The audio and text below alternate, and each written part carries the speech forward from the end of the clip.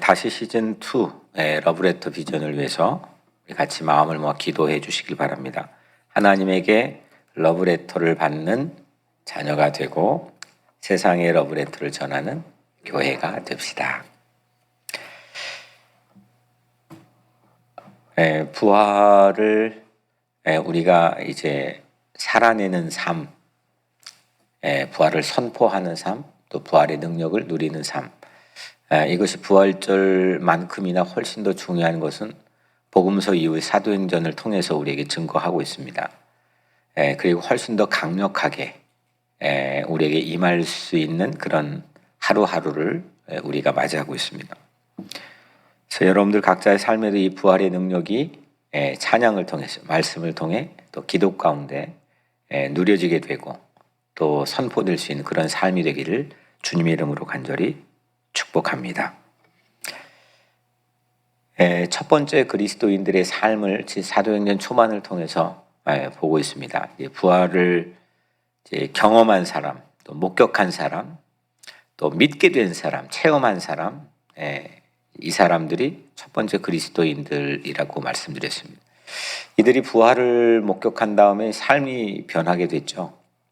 변화된 삶, 그래서 부활은 삶을 조각한다, 삶을 변화시킨다 라고 여러분들에게 말씀드렸는데, 이들이 살았던 삶의 방식, 그 삶의 방식은 굉장히 매력적이었습니다. 그건 오늘 본문 안에서도 증거가 되죠. 이걸 우리가 볼 때 주관적으로 상당히 이건 좋다, 매력적이다라고 주관적으로 생각하고 해석하는 게 아니라 역사적 사실로 그렇게 기록이 되어 있죠. 오늘 말씀 47절에 보면 온 백성에게 칭송을 받으니 주께서 구원받는 사람을 날마다 더하게 하시니라. 아멘. 그들이 살았던 첫 번째 크리스찬들이 살았던 새로운 삶의 방식은 지나가던 사람들이 길을 멈추는 거예요.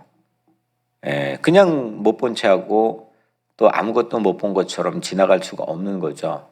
길을 멈추는 거고 또 주목할 수밖에 없었다는 겁니다. 상당히 매력적이었기 때문에 그들이 다 좋게 여겼고 또 그들이 칭송했다라고 성경의 역사적 사실로 기록이 되어 있습니다.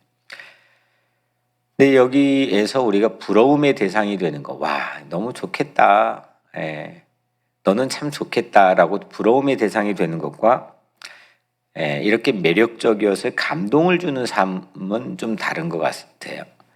그러니까 교회가 눈치 없이 우리 크리스찬들이 눈치 없이 부러움의 대상이 되려고 하는 거는 하나님의 영광을 때로는 가릴 때도 있는 것 같아요. 왜냐하면 부러움의 대상이 된다는 거는 나는 잘했는데 누군가에게 질투심을, 시기심을 제공할 수가 있거든요. 그러니까 나와 특별하게 그 관련 없이 내 의도와 관련 없이 그런 일들도 당연히 일어나죠. 예수님도 유대인들의 질투심 때문에 결국 십자가에 못 박혀 죽으셨기 때문에 인간이 가지고 있는 욕망과 질투심이란 이 쌍두마차는 인간의 오래된 그런 죄성이죠.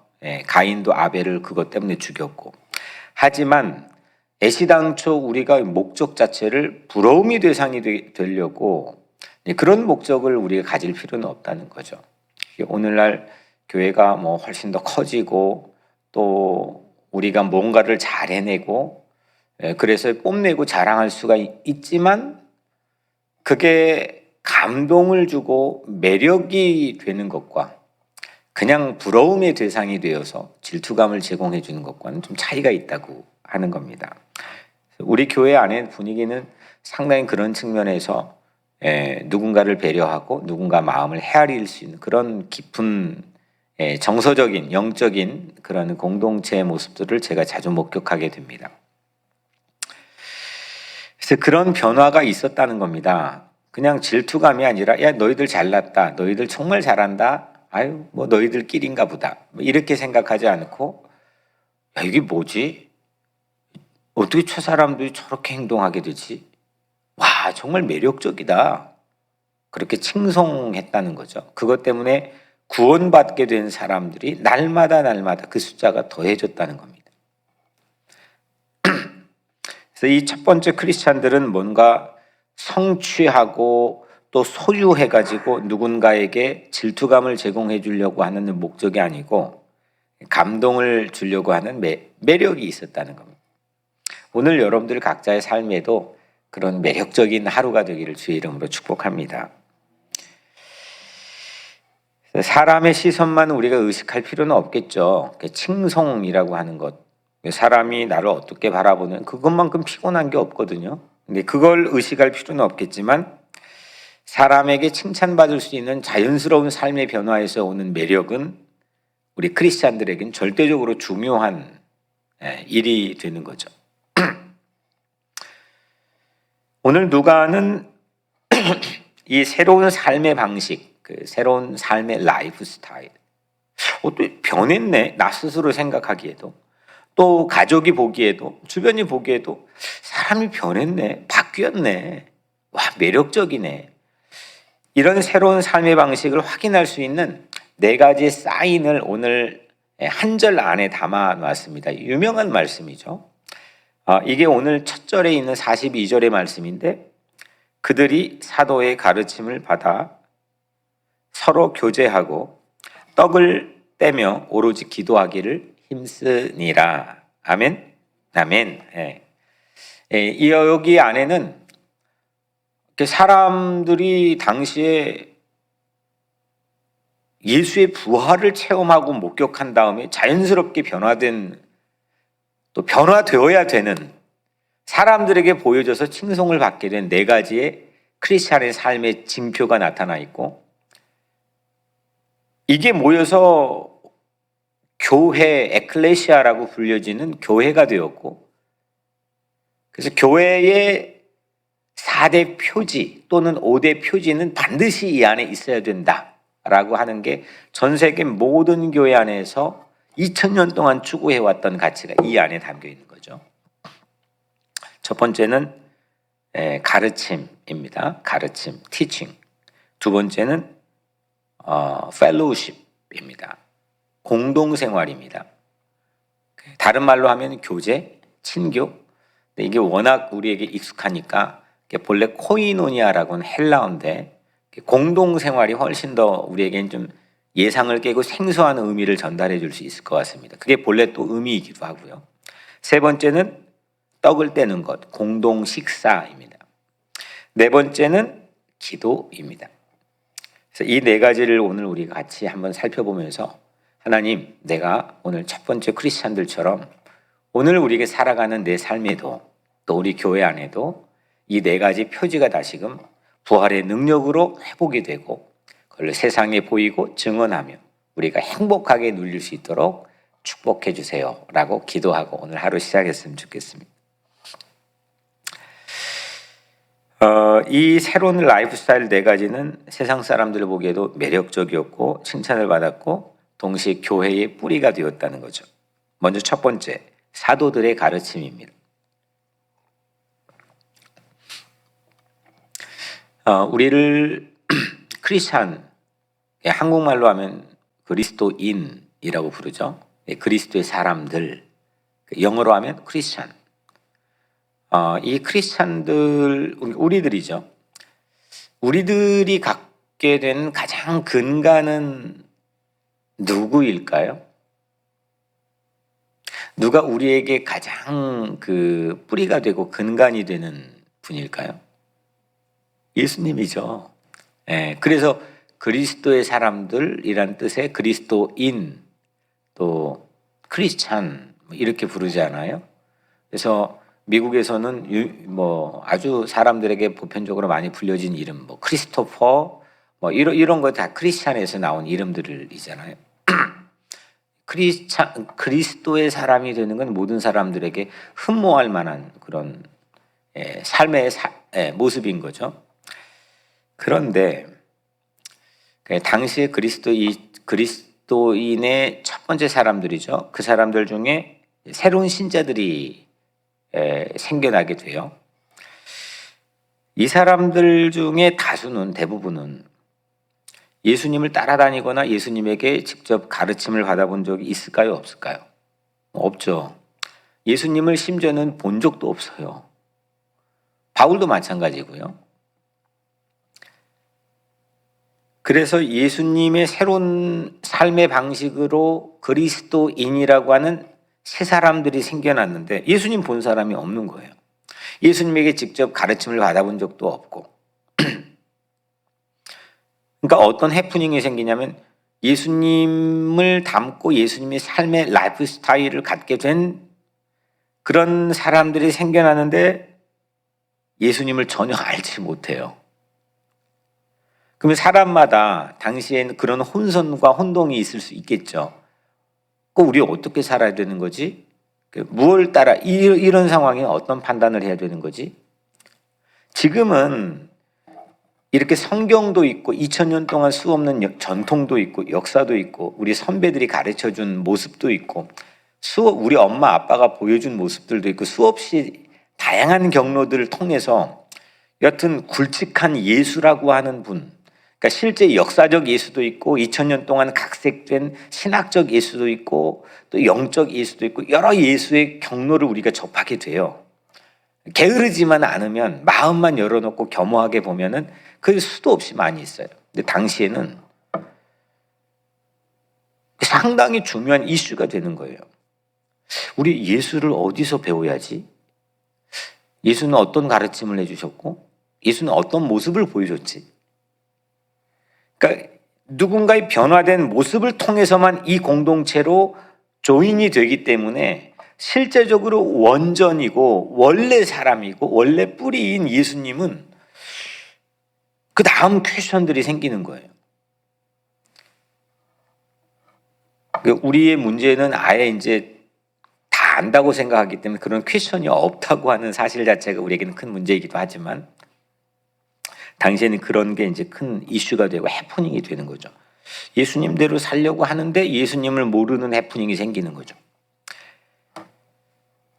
그래서 예수님을 직접 보고 가르친 사람들, 그러니까 직접 체험한 사람들, 목격했던 사람들, 이 사람들을 어파슬, 사도라고 부르기 시작했죠. 그 사도, 지금도 뭐 사도 훈련 뭐 이렇게 하지만 지금 본래 사도라고 하는 사전적 의미는 당시에 12명 이외에는 없는 거예요. 직접 본 사람들이에요. 그리고 예수님의 가르침을 직접 받은 사람들이고 특별히 십자가의 죽음과 부활을 직접 목격한 사람들. 이 사람들을 사도라고 부르죠. 제자와는 조금 다른 개념이죠. 그래서 그 사람들을 중심으로 해서 그걸 받지 못한 사람들에게 티칭해야 됐죠. 가르쳐 줘야 돼요. 말해 줘야 되고. 그러니까 입을 통해 전할 수밖에 없게 된 상황이 된 거죠. 하지만 이게 아주 중요한 1세기, 그러니까 당시 예수님께 돌아가시고 사도들이 남게 되고 한 100년 동안 이게 당시의 그리스도인들의 삶을 살아가는 메커니즘이고 삶의 작동 방식이에요. 그걸 조금 더 확장시키면 교회의 작동 방식이기도 했죠. 가르쳐 주는 거죠. 그래서 이 크리스찬 국가가 되는 그 크리스찬 문화를 갖게 되는 국가는 그래서 가장 먼저 무엇을 하느냐? 이 가르치는 사람들을 양성하는 학교를 만들죠. 미국이 처음에 이제 1789년에 독립한 다음에 1800년도 초에 뉴저지에는 뭘 만들었냐면 로그 칼리지라는 통나무 학교를 만들었죠. 우리 교단에서 PCUS라는 미국 장로교단에서 로그 칼리지를 만들었는데 그게 통나무 대학이 발전이 돼가지고 뉴저지 대학이 되고 그게 우리가 아는 지금 아이비리그에 있는 프린스턴 대학이 되죠. 프린스턴 대학의 근간은 목사를 양성하는 티칭을 하게 말씀을 가르칠 수 있는 학교로부터 시작돼요. 미국의 대부분의 학교들이 거기로부터 시작이 됐죠. 영국도 마찬가지고 유럽에 있는 서구권 학교들이 대부분은 마찬가지. 그래서 이 말씀을 가르친다고 하는 건 새로운 어떤 컬처, 문화를 만드는 데 상당히 중요한 역할을 하게 되죠. 인쇄물도 없고 단지 이제 기억, 메모리를 통해서 동원해가지고 티칭을 해야 되잖아요. 근데 참 다행인 건 하나님께서 사도들에게 당시에 선사해 주신 능력이 파워가 이 기억해서 말로 전달할 수 있는 능력을 주신 거예요. 그 어부이건 뭐든 직장이 뭐건 과거에 배운 경력이 뭐든 간에 상관없이 정말 신비롭게 모든 것들을 기억해서 기록하고 말로 전하는 그런 능력을 사도들에게 주시고 그게 계속해서 우리 모두에게 제공해 주셨다는 거죠. 캐톨릭의 맹점은 뭐냐? 그 사도성이라고 하는 게 교황 한 사람에게만 계속해서 전달됐다는 거예요. 근데 우리 개신교 개혁교회는 그렇지 않다는 거예요. 만인 제사장이 저뿐만 아니라 여러분들 모두에게 이 티칭할 수 있는 능력을 하나님께서 주셨다는 거예요. 우리 모두가 사도라고 말하기는 그렇지만 사도성을 우리는 모두 다 가지고 있다는 신앙을 고백하고 있죠. 그래서 여러분들이 그 가르침을 받기도 해야 되지만 누군가에게 그리스도가 누구인지를 말할 수 있어야 되는 거예요. 가르칠 수 있어야 되는 거고. 그걸 지식적으로 내가 어디 배워서 달달 외워가지고 하는 게 아니라 그런 능력을 하나님께서 주시면 누구를 막론하고 다 할 수 있다는 거죠. 그러니까 제가 가장 사모하는 제 삶의 능력이 바로 이 능력인 거죠. 놀랍게도 2000년이 지난 오늘날도 크리스천이 되는 작동 방식 2000년이 지났잖아요. 지금 첨단 문명, 4차원 문명을 바라보고 있다는 세계인데 이 크리스찬이 되는 작동 방식이 변함이 없어요. 당시 첫 번째 크리스찬들의 지금이는 예수님을 알 수 있도록 여전히 티칭, 가르침을 통해서 설교를 통해서 그리스도인이 되고 교회가 성장하게 되죠. 그래서 뭐 몇 년 전부터인가 실질적으로 잘 사용하지 않지만 우리 교단에서는 이 목사를 티칭 엘더라고 호칭을 부르고 실질적으로는 장로를 또 룰링 엘더라고 이렇게 호칭을 바꿨어요. 그러니까 저는 티칭 엘더인 거죠. 이게 티칭 한다고 하는 거는 우리 공동체 안에 상당히 중요한 거죠. 그러니까 이게 예수가 누군지를 알려주면요. 이게 신기하게 아무 뭐 이렇게 특별하게 티가 나는 게 없는데 외압이 있건 아무리 세파에 막 흔들릴 수 있는 환경이고 상황이건 흔들리지가 않아요. 이게 2000년 전부터 지금까지 교회가 작동하고 유지되어 왔던 중요한 메커니즘이고 방식이라는 거예요.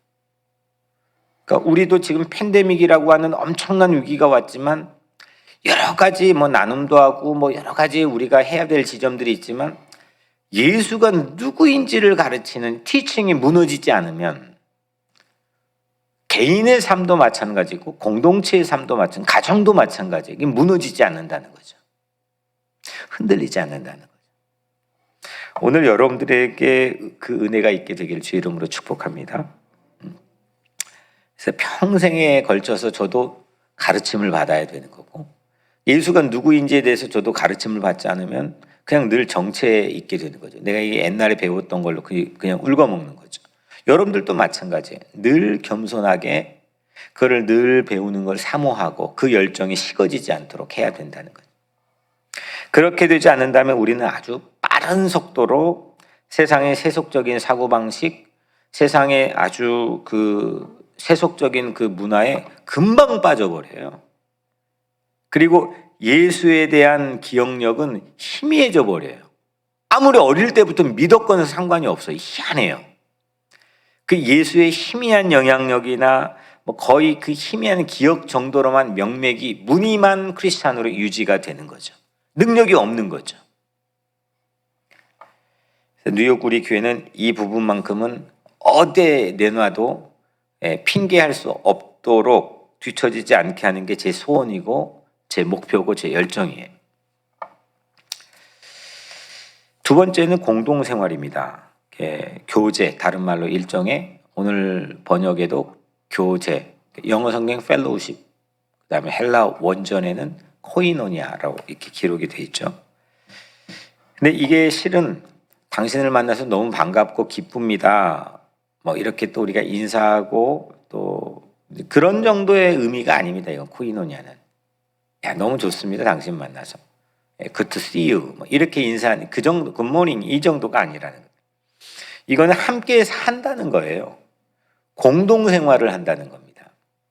그렇다고 해서 뭐 한 집을 구입해가지고 그 집의 공동체를 그걸 의미하는 게 아니라 같이 그 함께 그냥 보완하고 협력하고 하면서 함께 공동생활을 한다는 거예요.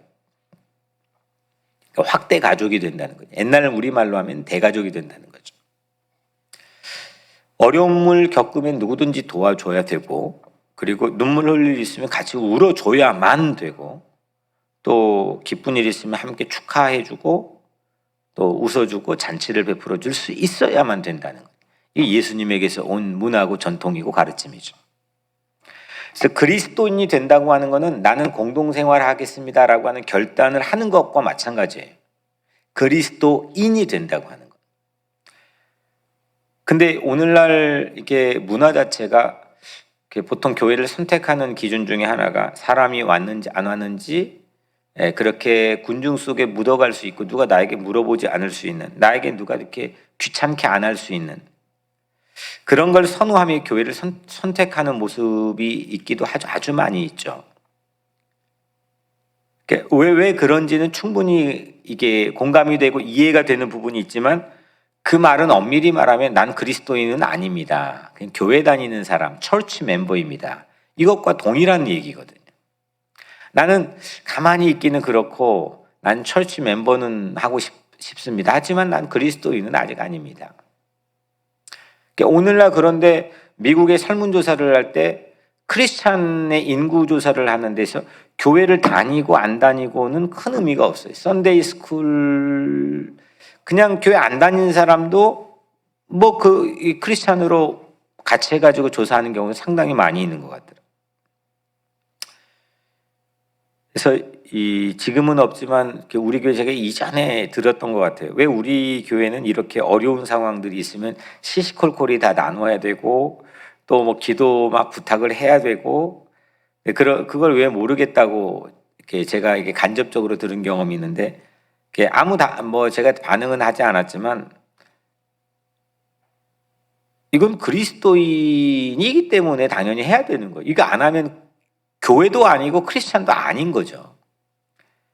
본인이 허락한다면 개인의 어떤 프라이버시 때문에 개인이 허락을 한다면 반드시 거기에 대해서 나눠주고 또 돕고 지켜주고 이건 사회에서 한다고 하는 건데 다 교회에서 온 거거든요.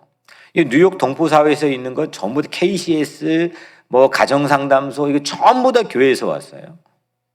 시조가 다 교회에서 목사든 아니면 장로님이건 성도들이었다고요. 지금은 다 사회에서 가지고 있지만 이게 시대가 흐르면 흐를수록 점점 더 개인화되고 또 우리끼리만 생각하게 되고 뭔지 관심이 안 갖고 이보교하는 것 어떤 사람들 불편해하는 사람도 우리 교회도 있을 거예요. 뭐 그거 아는데도 그냥 이건 정말 그리스도인이 해야 되기 때문에 저는 그냥 밀고 나가는 건데 이 교회가 다 해왔던 일이에요. 그 교회가 해야만 되는 일이에요. 지금은 약간 무식하게 된 건지 바보가 된 건지 무력해진 건지 교회가 괜히 엉뚱한 거룩한 일을 하는 것처럼 하는데 그게 거룩한 게 아니라 고난받고 있는 자들이 있으면 그 옆에 가서 예수님처럼 서주는 게 거룩한 거죠.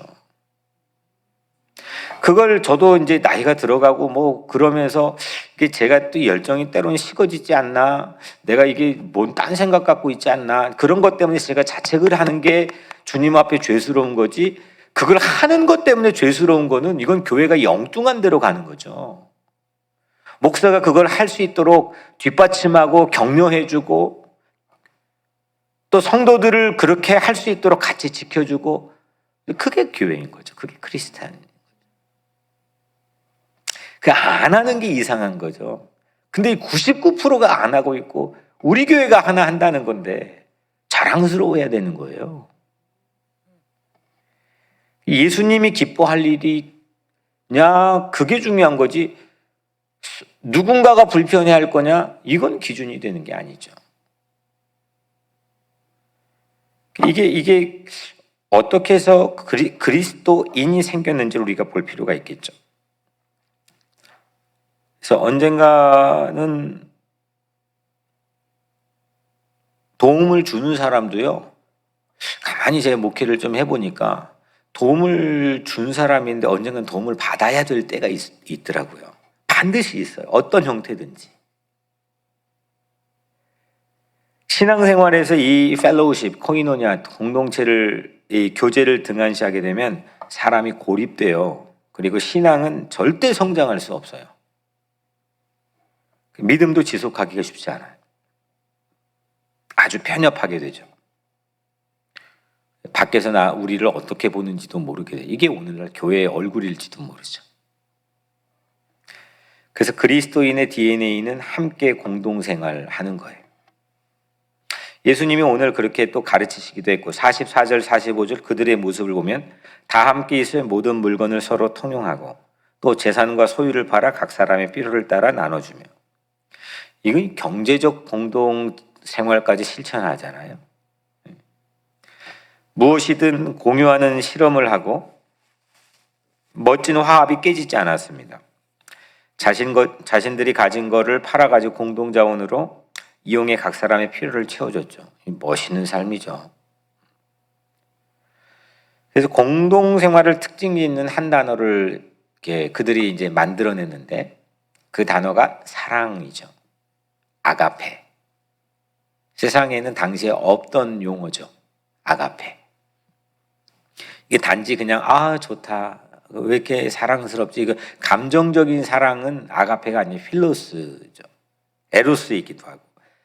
이 아가페는 거리로 나가는 거예요. 식탁에서 이루어지는 거고 직접 관계에서 이루어지는 거예요. 행동하고 실천하는 거예요. 가치가 있어서가 아니라 필요하니까 그냥 달려가는 거예요. 이게 아가페인 거죠. 세 번째로 공동 식사입니다.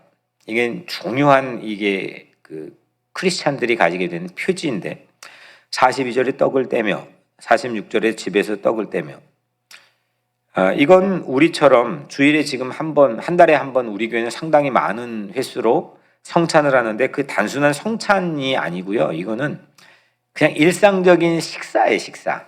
밥 먹는 거예요. 근데 엠마오로 가는 길에 그 두 제자를 보면은 이번 돌아오는 주일날 설교할 본문이기도 하지만 부활한 예수님하고 일상적 식사를 했어요. 성찬을 한 게 아니라. 그런데 그걸 통해서 눈이 밝아지고 새로워졌죠. 옛날 기억이 난 거예요. 그 떡을 뗐던 그 손길, 그 말투, 그 폼, 이게 그냥 그들이 생각난 거예요. 예수님을 이걸 뗄 때마다 기억해라. 여기 앞에 성찬상에도 In remembrance of me, 나를 기억해라 라고 했잖아요. 이게 그리스도인들이에요. 식탁을 통해서 너희들 나를 기억해야 된다는 거예요. 그러니까 일상적인 식사 생활을 하는데 기억난 거예요. 근데 우리는 옆집에서 아니면 우리 교인 중에서 누가 뭘 먹고 사는지 그냥 그게 당연하게 모를 수도 있죠. 또 우리 오늘 현대 생활에는 모를 수밖에 없는 상황도 있죠. 누가 알려주지 않았는데. 근데 이게 모르는 게 오히려 당연한 것처럼 또 그래야만 되는 것처럼 생각되는 건 이건 그리스도인의 삶이라는 게 아니라는 거죠. 옆에서 뭐가 어려운 일이 펼쳐지고 있는지, 밥은 잘 먹고 있는지, 생활은 잘 영위하고 있는지, 이 가장 근간인 먹고 사는 것들이 같이 공동적으로 이루어지는 것, 이게 그리스도인의 삶이었다는 거죠. 그러니까 교회 지금 이민교회니까 그래도 옛날 70년, 80년대 이민 온 사람들이 여기서 같이 먹고 이렇게 하는 게 밖에서는 한국 식당도 없으니까 그렇게 시작된 문화가 아니라 2000년 전에 아예 애시당초 교회는 같이 먹어야 되는 거예요. 같이 먹고 메뉴를 좋은 걸 갈비집에 가서 그렇게 먹는 게 중요한 게 아니에요. 그래서 저는 여기서 한 6년 정도는 성도들하고 가서 밥 먹는데 다른 걸 절대 먹지 않았어요. 거의. 우리 권사님들 다 안다고. 저 뭐만 먹었죠? 된장찌개만 먹었어요. 왜냐하면 저를 누군가가 같이 사주려면 갈비 못 사준 사람이 우리 교회 반절 넘거든요.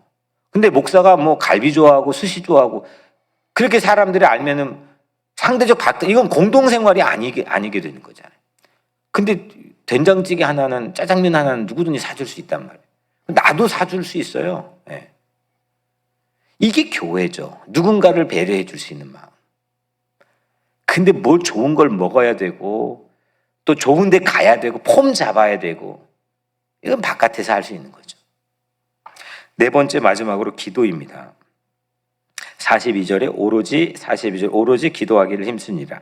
기도는 하나님과 대화하는 거잖아요. 하나님과 말하는 거고, 하나님의 능력을 나의 삶으로 받아들이는 기도죠.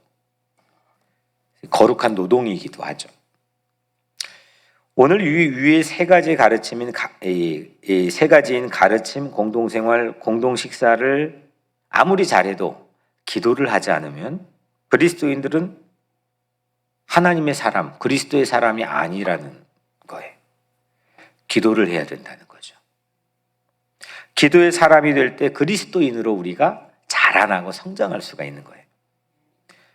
그래서 우리 교회 안에 기도가 늘 끊이지 않게끔 기도해 주시는 우리 권사님들, 또 우리 노아방주 팀들, 새벽 교우들, 어떤 상황에서도 이 새벽에 온라인이건 또 현장이건 지키는 우리 교우들이 있잖아요. 기도가 그리스도인들의 느낌표가 되어야죠. 하루에 3차례 이상 기도를 드리던 유대교의 그 위대한 전통의 뿌리를 이 사도들은 가지고 있었단 말이에요. 그 시편에도 고스란히 담겨 있고요. 예수님은 이거를 완전히 완성시키고 확대하신 거죠. 그리고 우리에게 기도문도 가르쳐 주셨죠. 그 기도문은 그냥 앉아서 기도하는 것뿐만 아니라 우리 일상에서 그 기도를 살아내는 걸 요청하셨잖아요. 이 주기도문은 그거거든요. 그래서 우리가 오늘 이 세 가지를 살펴봤습니다. 위에서 살펴본 그리스도인들의 4가지 표지들. 뭐죠? 첫 번째 뭐죠? 가르침, teaching. 두 번째, 공동생활, fellowship, 교제죠. 세 번째, 공동식사, in remembrance of me, 나를 기억하는 것. 성찬도 포함된 거고 여러분들의 일상생활도 포함되는 거죠. 돌아오는 주일날 우리 성찬하게 되는 건데, 그게 우리가 예수 그리스도의 죽음과 부활을 기억하게 만드는 중심이 되는 거예요. 그게 없으면, 만약에 3.1절이 없으면 한 10년만 없어도 우리나라에서는 그 다음 세대는 3.1절이 뭔지 모를 거예요. 그게 아주 형식적인 일상이라 할지라도 이 반복이라고 하는 거는 무언가를 유지시켜 나가는데 기준점이 되거든요. 성찬도 마찬가지죠. 내가 삶을 살아가는데 그리스도의 부활과 십자가의 죽음을 살아내는 중심점이 되게 하는 식탁이 우리 교회. 그래서 이거는 사실 제가 한 가지 부탁을 드리는데, 이 아이들도 몰라서 그럴 때가 있는데 막 혼내지는 마시고, 이 성찬에는요 엉뚱한 거 놓아서는 안 되는 거예요. 뭐 이게 커피컵 올려놓고, 이건 아주 저 어릴 때 어마어마하게 혼났어요. 이거. 우리 어른들에게. 여기는 주님의 식탁이에요. 여기 뭐 당연히 여기 깔아앉고 앉아도 안 되고, 그런 문화들 여러분들이 같이 좀 유하고 부드러운 분위기 안에서 만들어줬으면 좋겠다 싶어요. 그 다음에 공동 식사 다음에 뭐죠? 기도. 4가지. 이 4가지는 그들에게 새로운 호칭을 붙여줬죠. 사도행전만 제가 한번 찾아보니까 그 새로운 호칭이 예수와 함께 다니던 사람들, 또 예수의 부활을 목격한 사람들, 성령으로 충만한 사람들, 믿는 사람들, 구원받는 사람들, 그리고 크리스천, 그리스도인들. 없던 새로운 신조어 호칭들이 이때 만들어지기 시작했어요. 이 4가지의 표지 때문에. 이제는 이 4가지 표지가 없어도 크리스찬이라고 하는 말은 누구나 같이 이제 아주 일반적으로 사용하지만, 크리스찬이 뭐지? 왜냐하면 예수는 사람들이 알아도 그리스도라고 하는 거는 유대인들 2000년 동안, 당시에 2000년 동안 기다려왔던 메시아거든요. 그래서 메시아랑 같이 다닌 사람들, 아주 어색하고 아주 이게 입에 딱 달라붙지 않는 신조어였단 말이에요. 그게 바로 이 네 가지 표지를 가지고 다녔던 사람들의 모습 때문이라는 거죠. 오늘 우리도 마찬가지로 여러분들도 이 네 가지의 표지를 오늘 아침 첫 시간에 깊이 묵상하고 기도하고 그 표지가 여러분들의 삶에 새로운 활력과 열정과 기쁨과 능력을 제공할 수 있는 그런 삶이 되기를 주님의 이름으로 간절히 축원합니다. 이걸 위해서 우리 같이 기도합시다. 여러분들 기도해 주시고요. 그리고 우리 교회를 위해서 기도해 주시고요. 또 우리 어제 최봄 그 순산했는데 또 우리 아이를 위해서 또 축복해 주시고 또 산모도 좀 난 다음에 약간 귀랑 좀 그랬는데 지금은 아주 컨디션 좋고 또 정상적으로 회복돼 있는데 또 그 가정을 위해서 기도해 주시고 또 우리 여러분들의 자녀들을 위해 기도해 주시고 또 건강과 또 우리 교회 공동체도 이 네 가지 표지가 잘 늘 회복될 수 있도록 우리 뉴욕에 있는 모든 교회들을 축복해 주시고 제가 먼저 기도하겠습니다. 은혜로우신 아버지 하나님, 오늘 하루의 첫 시간 주님의 말씀을 또 예수님의 삶을 함께 따라다니는 사람들의 모습이 무엇이어야 되는지를 함께 가르쳤고 함께 들었고 함께 나누었습니다. 하나님, 이 네 가지의 표지가 크리스찬들의 표지가 우리 각자 개인의 삶에서 열매 맺게 하시고 또 나타나게 하시고 능력으로 누리게 도와주시고 또 우리 교회 안에서 이 네 가지의 중요한 밸류가 모든 사람들과 함께 공유되게 도와주시고 이를 위해 한 마음으로 으쌰으쌰하며 이 어려운 때를 잘 이겨내게 도와주시며 주님께 오직 영광이 되는 삶이 되게 하여 주옵소서. 예수 그리스도의 이름으로 간절히 기도드리옵나이다. 아멘.